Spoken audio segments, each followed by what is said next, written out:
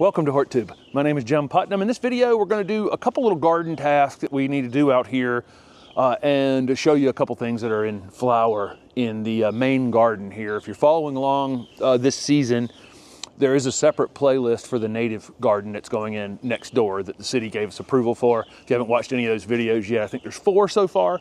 Holly's out here with us this morning. It's 38 or 39 degrees, snowing just over the border in Virginia this morning, so perfect temperature for the 16-year-old to be out here.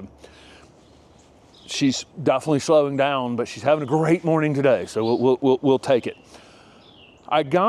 When I was up at Mance, the Mid-Atlantic Nursery Trade Show, the first week of January, and while I was there, back last summer, I had met the breeder for Feather Falls Carex. He's from the Netherlands. At some point, Steph and I are actually getting over to the Netherlands. We're going to be visiting some of our friends over there that I've made over the years. But there's more than just Feather Falls in that series of Carexes.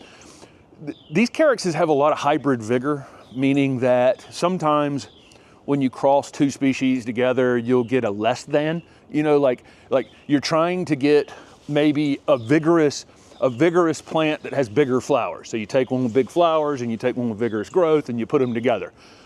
Sometimes you end up with small flowers and a dainty plant when the purpose of it was to get a fast growing plant with larger flowers or fragrance or whatever it is, okay?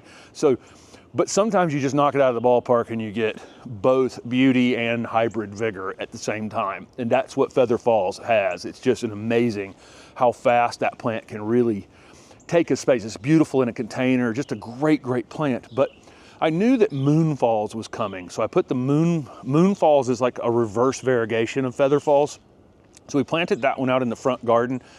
That Miss Kim lilac is likely dead. We left for 6 weeks and came back, and it was before I left. I could see that part of the plant was in decline already before I left, and I pointed it out to Steph. I think that thing may be in trouble. Have no idea why. It had been there a long time. You know, it was 6-7 foot tall. Sometimes we just don't know. I take these things as an opportunity. I grew tens of thousands, literally, of Miss Kim lilacs. I rooted the cuttings, sold the rooted cuttings to nurseries, sold trade gallon pots to nurseries, grew them out into 3-gallon containers and sold them at the farmer's market. Just a plant that I've done Miss Kim lilac, and that one was beautiful, but now there's an open space in a part shade spot over there, so it might end up being a Japanese maple. It might be, who knows, what we're going to end up putting in that space. Sometimes I see things as an opportunity, somewhat. Well, so we put that, that was, again, Feather Falls and then Moon Falls. Those are the 2 variegated ones. This one is called Ribbon Falls, the green foliage version of this. You can see the flower spikes on these. They get the flowers in fall and carry them through the winter. Not anything all that impressive, you know, flowering wise. We're not really growing these for flowers.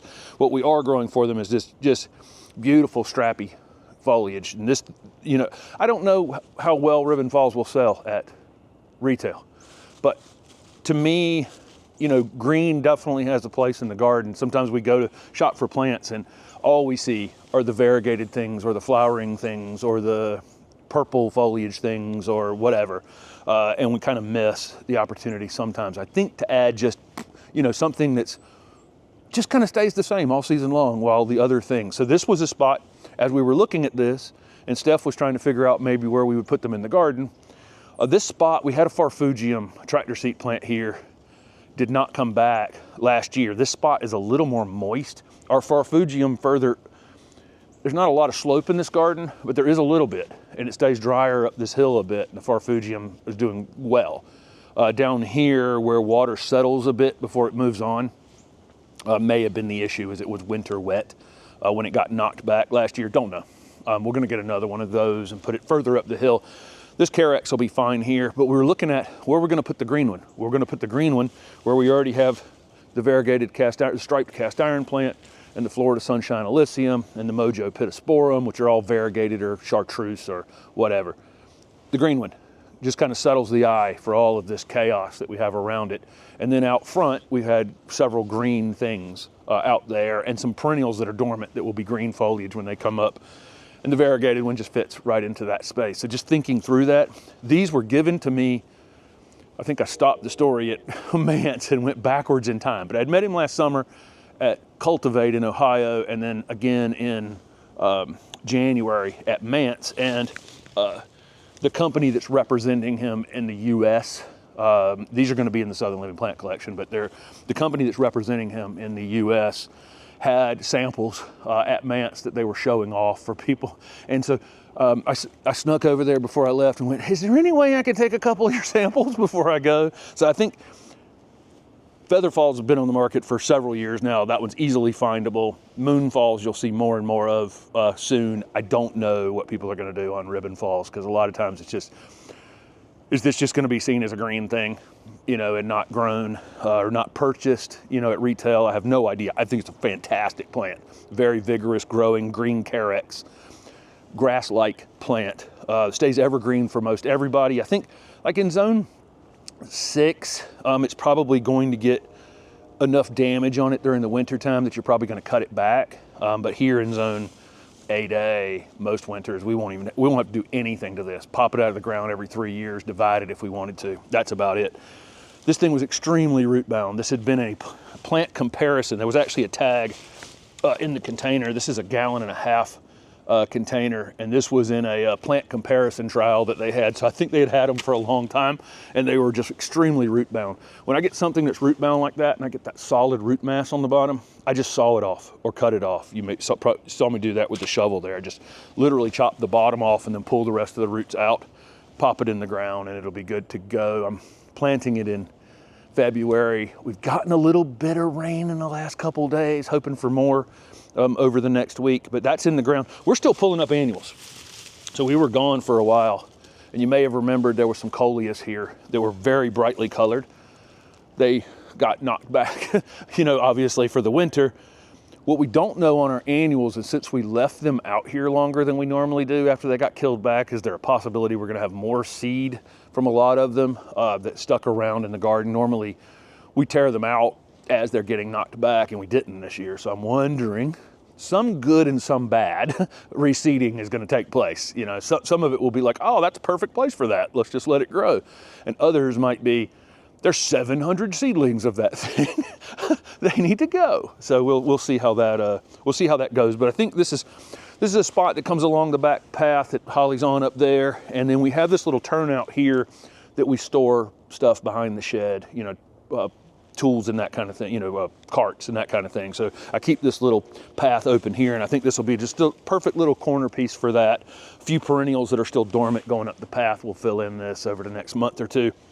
And I think this Ribbon Falls Carex will look great here.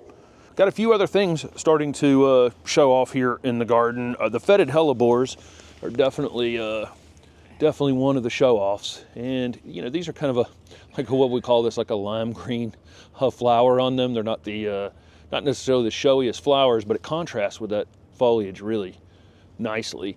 They're not really fetid. Like, the flowers don't have a bad smell. If you crush the foliage, though, it does have a strange odor. But I think probably fetidus was probably didn't need that name necessarily. I did read something interesting about a yeast that gets in these flowers and actually keeps the inside of the flower warmer and draws in pollinators for that reason. So it's like an interesting relationship. Now, saying that, this is these can be fairly aggressive in the garden. So here's some seedlings that have come up. So once a year, I can come over here and control these.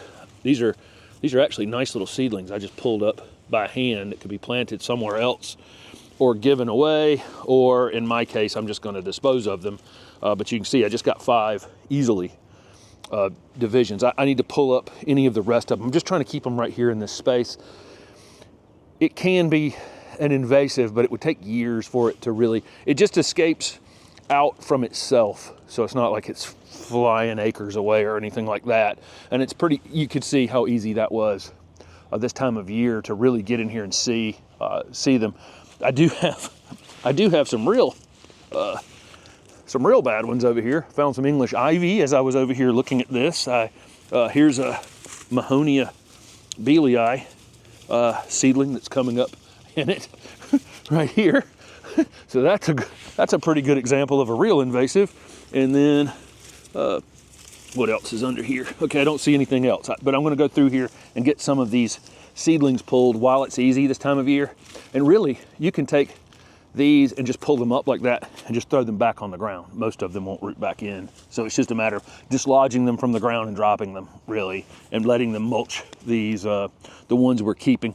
We went up to the pine knot sale several years ago and got a 6-pack of these and planted them here. And there's a neighbor that was moving out of a house in the neighborhood and said we could grab a couple over there too. So it's a mixture from a couple different places, but great plant. Really, it's it blooms a long time, or the flowers look like they're still blooming for a long time. And so it's quite showy. Again, that contrasting it's basically two different greens almost contrasting against one another. Really tough plant in mostly shade conditions. We planted this Bigfoot Clara over 2 seasons ago with the intention of it being a good screening plant over here, and it will be, and it's super fast growing, and I think in any other garden it would have been a foot or two taller than it currently is. But the problem is the roots from this maple, red maple that are behind it, are really super aggressive over here. When I was planting that ribbon, or that Moonfalls Carex over there, you can see the effort I'm putting into breaking roots over there. And so it's had a lot to compete against to get going. Plus it's in a little bit more shade than it would probably overall like. But I'll come in here, these pieces that are stretching like this, they got a little damage on them in the late winter. If you have a plant that looks like this, it's stretching, you know, this is the time of year you can come down on most of these things. If it's a super early flowering thing, I'm not growing these for flowers, but if it's a super early flowering thing, I wouldn't cut it yet. So let's say if it's a Laura petalum that's stretched out, it's gonna bloom in a few weeks, and then I would do this perhaps, or if you don't care, you don't care. But what I want to do is get these pieces right here that are stretching. We have several other things down the line that I'll do this with, and then basically get it. I'm not trying to meatball it, okay, complete, you know what I mean? I could come in here with my head shears and just meatball the whole thing, but I'm just really trying to track these down to where there's a split a little lower and do that. Now the 5 pieces or so where I made that cut, those will start to be the vertical growth. So I took one that was racing off and turned it into 5, hopefully, that'll start racing off. Now that it's rooted in, it's competing with the tree better. I think it'll start to do some growing and start to compete a bit better. But that's it. That's all I'm going to do on that plant. I'm just basically saying, hey, slow down, slow down stretching, and start putting some effort back in here, making sure we get some full growth on it as it goes forward. But again, I want this one to race on forward. What I'm gonna do with this stuff, this material right here, is I can stand right here and just cut it into mulch, basically, or I can cut it into some pieces and throw it on, you know, compost bin. I can, you know, someplace I'm starting a new border, bed, whatever, doesn't matter to me. But this just chop the stuff up and move on with your day. I get some folks that will say, you know, you can't throw stuff back on the ground because it's going to cause some sort of problem. Well, only if the plant has a problem, right? So if this plant was covered in some sort of leaf spot issue, I would not take the foliage from that plant and dump it back underneath it. I would get rid of that. Same thing on like a hydrangea that went to sleep and had bad leaf spot the year before. I would throw that material away or use it somewhere else in the garden or put it through hot compost. But this plant's perfectly clean, it's perfectly happy. The material I'm cutting off of it's perfectly fine. Let it mulch itself and move on with your day. You may remember a week or two ago, we were over here pruning back the old leaves on these hellebores. I never got it cleaned up. I need to come through here. There are some things that I won't leave as mulch because that doesn't look particularly great, unless I can hide it under something like I did over there with that Clara. But this is ice and roses, and you can see without that old foliage around it, which doesn't look terrible. I mean, they've done a lot, you know, over the years to make this foliage on these things look better.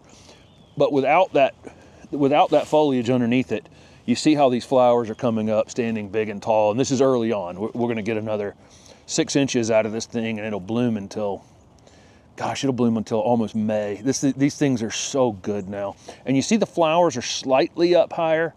They're still nodding or pointing slightly downward, but look at the work that's been done to take this, you know, bending down that far and turning it into this, where we can, you know, And if you have some sort of bank or hill in a shady space, now you could absolutely walk by that and see that flower entirely if it was up above you. I've got another one on the other side of the path over there called Sparkling Diamond. It's not really showing any color yet, but again, having cleaned it up, you can see how good it's going to look here in the next few weeks. This may be the longest flowering of the hellebores we have in the garden. I mean, this thing was blooming near June a couple of years ago, which is super, super interesting. But it's just getting started, just waking back up, and you can see right there where I had cleaned it up a couple of weeks ago. When we initially planted this bed, first of all, there was a big red maple here, if you remember back to the beginning of this project, was taken down, the stump was ground out, the Amelanchier serviceberry was put in, and we put in these 5 Leanne Clara. Well, 5 has definitely been too many. It's definitely overcrowded. They're stretching big time. This plant gets big and can be a screening plant, but we're trying to keep it as more of a lower mounding plant. And when it's actively growing during the season, it's a beautiful red new foliage on it. Looks great behind these Radiant Sibylla that are on the other side of it. Looks great with this Nightlight Chamaecyparis that's here.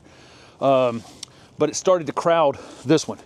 This is one of my favorite plants in the garden back here, this Nightlight Chamaecyparis. I did not want it to be damaged, by one of these Leanne Clara. And we're moving some Clethra on the other side. And so getting rid of that end one over there is going to open up a bigger space over there for us to really put in something interesting.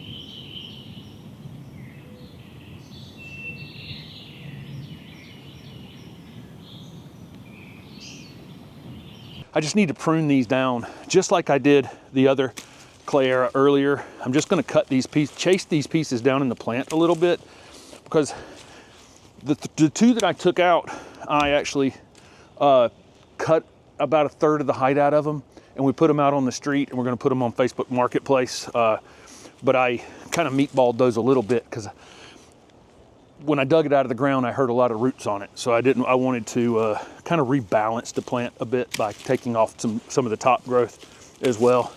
But you can see how I'm more selectively pruning here. I'm just chasing one of these branches down in here till I see a leaf that's in the middle and cutting it there. So I'm hoping to end up, where it still has a little bit of a loose growth on the outside of it. It's pretty straightforward once you've done it a few times.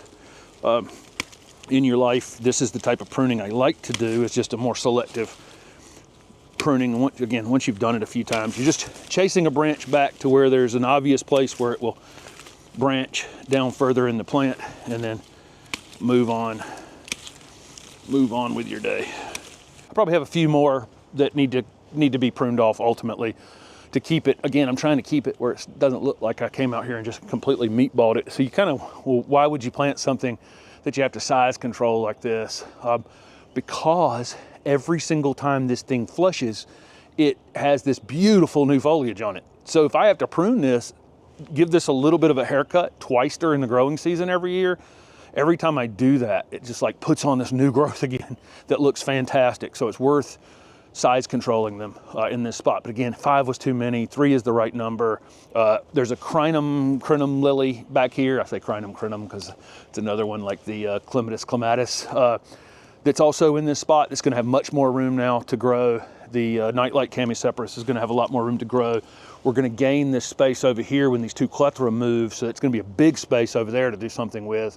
We had taken out these Lantana in front of it, so all of a sudden we got a big swath of space here we can redesign with. We could, this season, just go total clown college and plant a swath of, something flowering here for the summertime, or we could go ahead and put some permanent, pieces in here, some more evergreen things to give some more winter interest out here, whatever, doesn't matter. But there you go. 2 of them came out of the ground. I pruned about 1/3 of them off. We'll put them on Facebook Marketplace. They'll get picked up pretty quick. Cloudy day. I wouldn't do, if I put them out there on a sunny 90-degree day with their roots exposed like that, they'd be dead quick. But this it's 38 degrees outside and it's moist, it's actually raining a little bit, they'll be fine out there. Somebody can come pick them up, put them in the ground, and they won't miss a beat having pruned them back a bit. There you go. So let us know down below, are you getting started on anything in your garden? We are full on project, as you can see right now. We're gonna have upcoming content for the native garden over there, that we'll be moving a few things over there, and a nursery visit we're doing for that, and tons more pruning over here in this garden as well, getting it ready. Seeding will start soon. We'll probably in the next week or two. I'm going to get started on seeding, so those videos are coming. So let us know what you got, what do you have going on in your garden. Thanks for watching.